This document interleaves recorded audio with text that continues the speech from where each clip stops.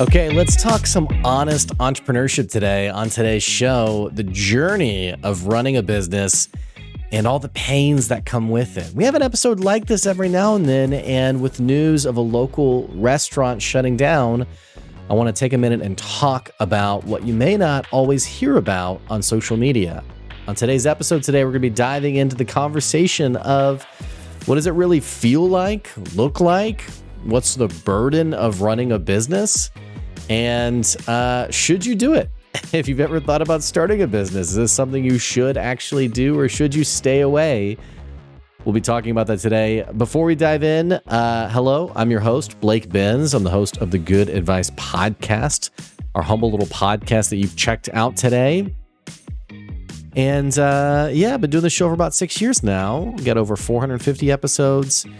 And man, it's been a lot of good episodes we've put out there, and probably some not so good ones too. But it's a late night episode for me. This is getting recorded on a late Friday evening, just because I wanted to get this done before we started our week. But anyway, before we jump in, we got a word from one of the amazing businesses that sponsors the podcast. Check this out, and we'll be right back soon. There's one single piece of advice that I give to business owners who are ready to scale their business drastically. And that's knowing exactly what you need to hand off so that you can continue focusing on what you're an expert in. It amazes me when I talk to business owners who are doing their own bookkeeping and tax prep, and worse, that they're going through all this paperwork at 10 o'clock, 11 o'clock, even midnight, slaving away trying to make sense of all of the numbers for their business. Business owners who are making it happen have already figured out that you can't do it all yourself. That's why I recommend Steve Lay with Equity Business Solutions. Not only is he an expert in bookkeeping and tax prep, but what I love about Steve is that he'll sit down with you and help you make sense of the value of your business beyond just reading a spreadsheet. You'll be able to make better decisions, and more importantly, you're going to save yourself the crucial time you would have spent going through QuickBooks or an Excel spreadsheet or whatever it is that keeps us up late at night. So save yourself some time and some money by giving Steve Lay a call at Equity Business Solutions, and he'll show you the value beyond your numbers. Go to equitybusinesssolutionsllc.com to find out more. All right, a rare late night episode of the Good Advice Podcast. Hopefully you're listening to this while you're, enjoying life. What a weird thing to say, right? Driving somewhere fun? Only because I don't want this to be a dreary episode. I'm putting this out tonight because I've had something on my mind pretty much all week, and I've been wanting to record this episode, and I just, things kept getting pushed back, and I ended up not getting around to it. But one of those things where it's like, okay, if I don't get this out, it's probably never going to happen. This is a little different of an episode, different kind of episode, I guess. Typically when I record an episode for the show, we're talking through a business concept. I've seen like a headline, something has spurred me to want to hit record and talk about something. And today's episode, it's not any different. I saw a headline for a local business shutting down. Mangoes here in Fayetteville. And it just got me thinking. I was like, man, a lot of people don't know what it's really like to run a business.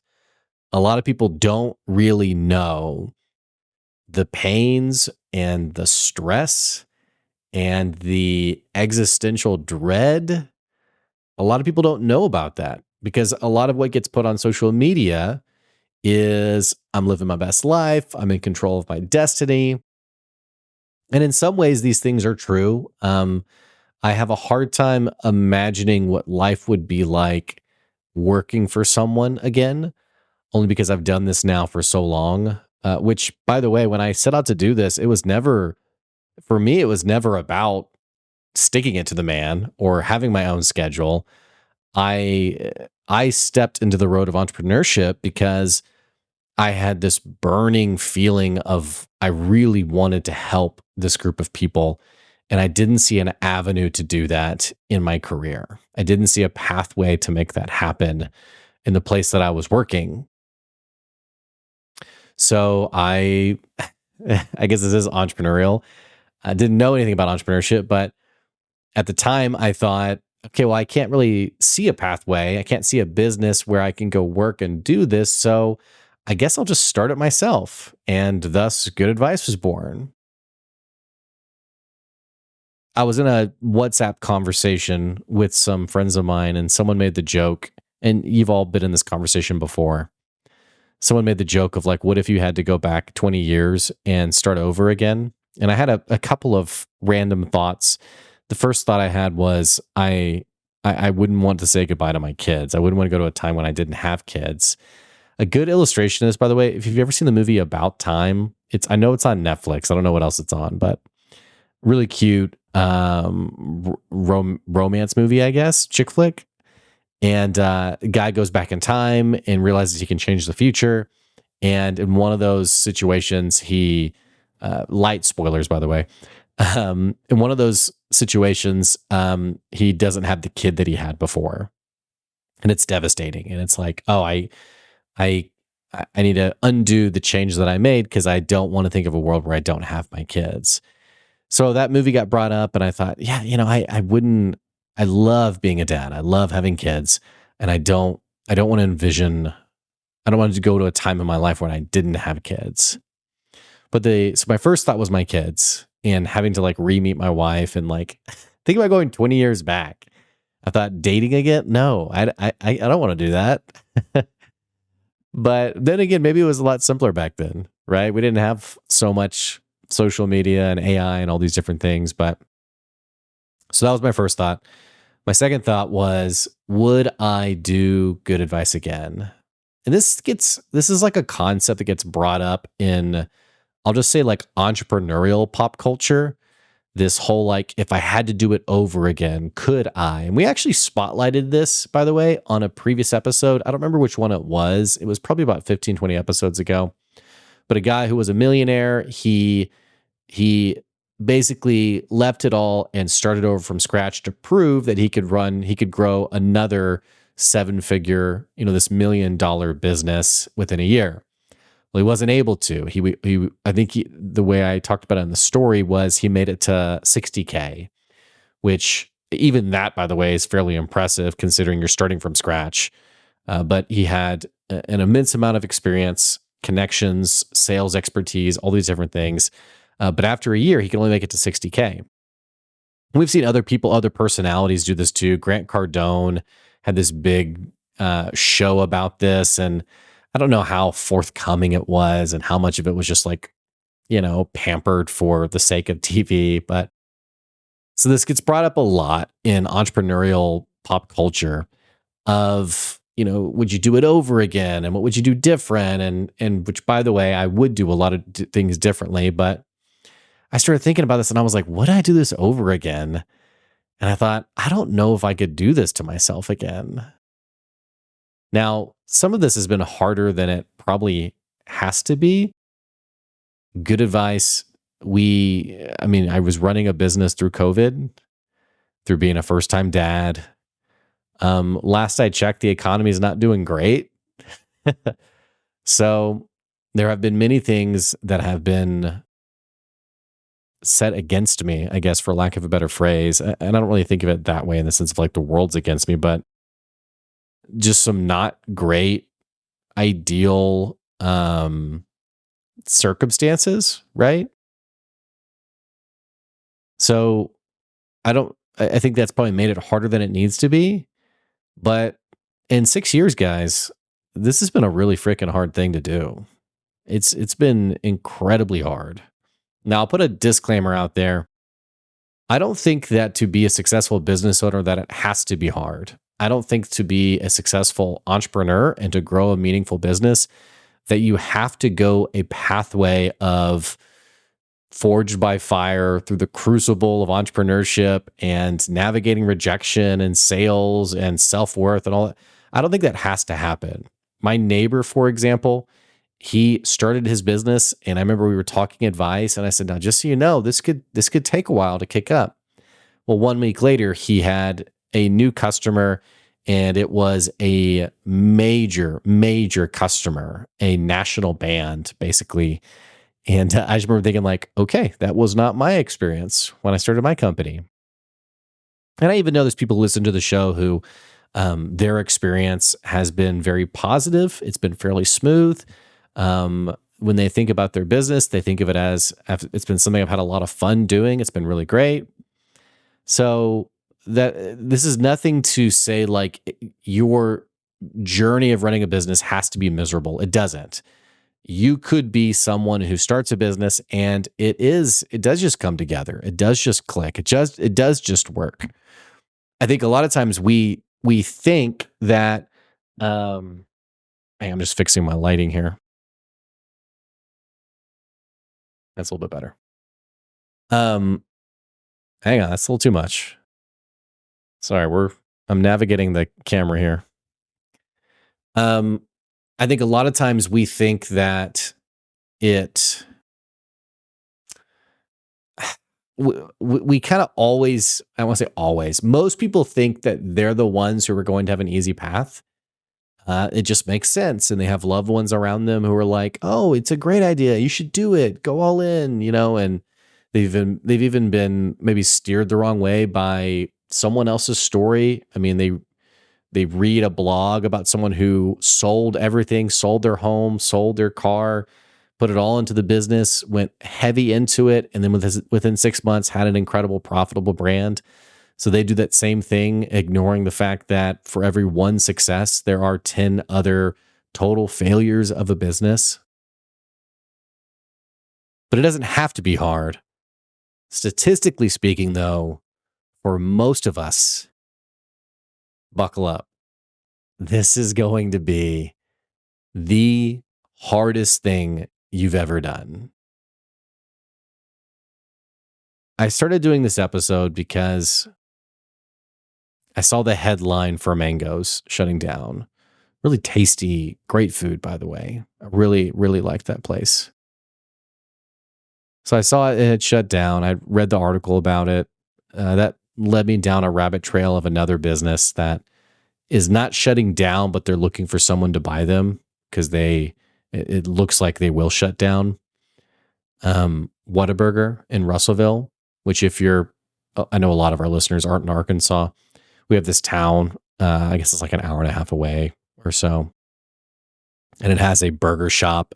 It's been around for forever, at least as long as I can remember. And it has just a great, I guess, tourist history to it. It's got a good burger. Doesn't look like it's going to make it. Another local restaurant, damn good, shut down. I guess, 3, 4, 5 months ago? I'm naming a lot of restaurants, by the way, and that's not necessarily intentional. It's maybe in my life, I just think of things in terms of food and the next meal I'm going to eat. But I had another friend of mine, Brent, who ran a burger restaurant. Great guy, great business sense too, by the way. I think, by the way, that when we talk about like business success, we make it about like ingenuity and insight when really there's just a lot that's out of your control.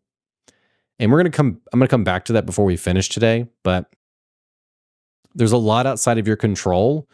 And as smart as you are and as hardworking as you are, sometimes all that you bring to the table is only enough to move the needle just a hair.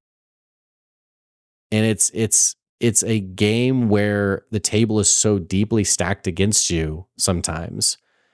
Like I think about someone I was talking to. I was talking to someone who had just opened a restaurant and they had put like all their money into it. They opened the restaurant like on February 27th of 2020. Well, what happened 2 weeks later? Now, this is not the norm. This doesn't happen to everybody, obviously, but going back to my friend Brent, who ran this burger shop, the cost of goods, the cost of things needed to run a business have increased substantially. This isn't just like banging the gong about inflation. It's just to talk very real and practical. I was talking to him the other day and he was talking about how when he ran his burger shop, getting the 3-gallon container of fry oil, this thing cost $15. And by the way, a restaurant is not it's not a easy to run business. The margins are not very good. So every dollar counts. So a 3-gallon container of fry oil was $15. Well, during COVID, that went up to $50. And like right after COVID, $50. And he said nowadays it's settled to around $35 to $40. Now think about this for a second. One important supply, material that you use in your business has over doubled. And we could say a lot about this. I think there's businesses out there who have used the general rate of things increasing in prices as an excuse to raise their own prices, even though they themselves have not seen any kind of such increase. I think those people are greedy for the most part. I don't think there's any good business sense there other than just being opportunistic. And I think it's really disappointing that businesses do that. However, talking about these businesses who have experienced meaningful increase in costs, you can't just pump the price up. Though we've seen, man, I got to tell you, we've seen prices have become astronomical. I was in a Cane's drive-thru and I saw the price of their Caniac combo was $15. $15 pre-tax. I told a story months ago about going to Taco Bell. Haven't been back since. $17. I mean, the prices are crazy, right? And in many cases, you can get a better, fresher meal for a cheaper price. I think about like this whole like shop local thing, and we kind of all knew like, yes, I'm going to shop local, even though it might be a little bit pricier because I want to keep that money here. I want to keep it in my businesses here. Now we're in this weird place where some local options are actually cheaper than fast food. But thinking about this, if you're a restaurant in today's world, it's a hard time to run a restaurant. It's not just restaurants. I was tagged in a post on LinkedIn. Let me see if I can find it real quick, actually. It'd probably take too long to try to track it down, but this guy runs a construction company and he wrote basically an essay about life as a business owner. And he talked about going to bed at night and having no idea where the next paycheck's going to come from. Man, I've had those nights. I've had those nights where my mortgage is due and I'm thinking, man, how am I going to do this? I'm praying, God, what am I doing? What am I going to do? It would be dishonest to tell you that for all my business expertise, which in 6 years, I've gained quite a bit of it. The road there's still much tread on this tire. There's still much to learn and figure out, but I've learned a lot in 6 years. And what I can tell you is, despite what I know, what makes sense, the customers I've served, the money I've made, man, I've had those nights.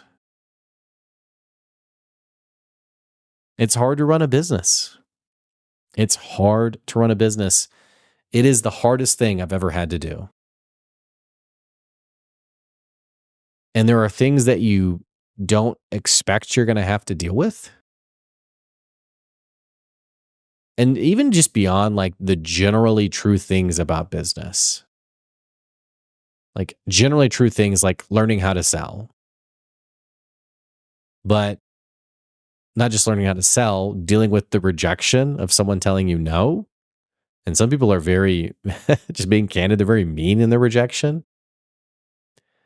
But even beyond that, getting told no day after day for 2, 3, 4 weeks in a row before you finally get a yes, it takes a toll. It takes a toll when someone calls you and they know your prices and they say, "Hey, I need to work with you. I need to work together with you. The deal's done. The contract is inked. They say, hey, I'm ready to sign this. Let's work together. And then it's a big contract. And then they disappear. And then you call and they don't answer. And you never hear from them again. This happens in the world of running a business. And you've put all this time and energy and effort. Or you have a customer who, you're doing the best you can and things are going really well. And then that customer changes course and maybe they don't need to work together anymore. We're going to go a different direction. I'm only saying this in general because I know I have some former customers who listen to the podcast. I'm not thinking of anyone in particular, by the way. I'm just talking about, what it's like to run a business. I can't help but take a deep breath thinking about this stuff. It's not easy. It really isn't. There's a good chance you know somebody local to you that in the last year has thought about closing down their business. There's a good chance that there's someone you know who runs a business who has had a moment in the last 6 months where they've wondered how they're going to make ends meet and pay their bills. Sometimes when we think about business, we think that only applies, like this situation only applies to people just starting out. But you just have no idea. If you don't run a business, you have no idea how chaotic it can be. I was talking to a customer who they do $3 million in revenue. And because their business is largely driven by insurance claims, there are periods of time, I guess it was $2 to $3 million in revenue. And navigating insurance, there have been seasons where the owner has basically been telling his team, like, we got to get paid, guys. Like, this is not a great situation. So, like, even businesses that do well on paper have seasons where it's like, dude, this is tough. Like, this isn't really a bountiful season for us. You aren't prepared for that when you go into entrepreneurship. You aren't prepared for those seasons. I was talking to a friend of mine and we were talking about we were just kind of swapping notes about business. She runs a business out of Boston and I run a business here. And I think she just celebrated 6 years. I'm celebrating 6 years in October. And we were just talking about like just things we've learned and gleaned. And I said, I kind of thought this is just ignorance and naivety. But I was like, I kind of thought that by now I would have been super rich, working very little, and just spend a lot of time with my family, hanging out with the kids, and enjoying life. And I kind of laugh and cringe a little bit about how silly and ignorant I was getting into the world of entrepreneurship. One of my first introductions to it was the Tim Ferriss book, 4-Hour Workweek. And I don't begrudge him for writing this book. And I don't have an issue with anyone who loves this book. But if that's your first impression of what running a business is, you are in for some pain, for sure. So why am I sharing all this? Why am I talking about all this? I think if you're thinking about starting a business or going out on your own, you can just know the grass is always greener, and it's really freaking hard. It really is. If you're running a business now and you've had some moments like the ones I'm talking about, and maybe you've even had it recently, I want to tell you, you're not alone. You're in good company. And I'll even tell you, if you just even need a friend to say, hey, hang in there, you can shoot me an email, blake@goodadvicecoaching.com. I'm not going to sell you anything, but I'd be happy just to say, hey man, hang in there. You got it. Because I think about, for me, times where it was so dark, like it was so hopeless. that I remember thinking to myself, man, I just wish somebody would tell me that I got this, I know what I'm doing, and I'm not going to wither away. Fortunately, my wife's been a great source of that. And I think that's kind of the last point, is that it's a very lonely game. You're starting something that a lot of your friends and family will not understand. I've had the conversation of, why don't you just take time off? Well, I can't. I can't, because my family's well-being rests on my ability to sell and produce and to serve businesses. So there is no just like, I'll just take the time off. Doesn't work that way. But also people who just don't, I think they just, when you're not in the business world, it's hard to find people who you can really resonate with and connect with. So if you're in those dark places, build that tribe of people you can be around. But again, don't hesitate to reach out. I feel like I should have something like really upbeat and motivational to like end this episode. And I hate to say I don't have that, other than just reading these stories about these businesses closing. It felt right to post an episode tonight that clued people in a little bit and said, hey, it's here you go. Support your local businesses. There you go. Shop local. You could spend a couple extra bucks, right? So all I have to say, I guess on the flip side, Good Advice is going pretty good. Podcastable's going pretty good. It looks like I have my money sheet up here. Looks like we're closing out the second best month we've ever had. So that's good. But funny enough, just a few months ago, I had an opposite effect. One of the lowest months I'd ever had. Man, the highs and lows, they come fast and they come often. So anyway, hey, thanks for listening to today's episode. Be encouraging to your local businesses. Tell them how much you appreciate them, how much you're glad that they're around, and support them. Send people their way, promote them, refer business to them, and let's continue to lift one another up.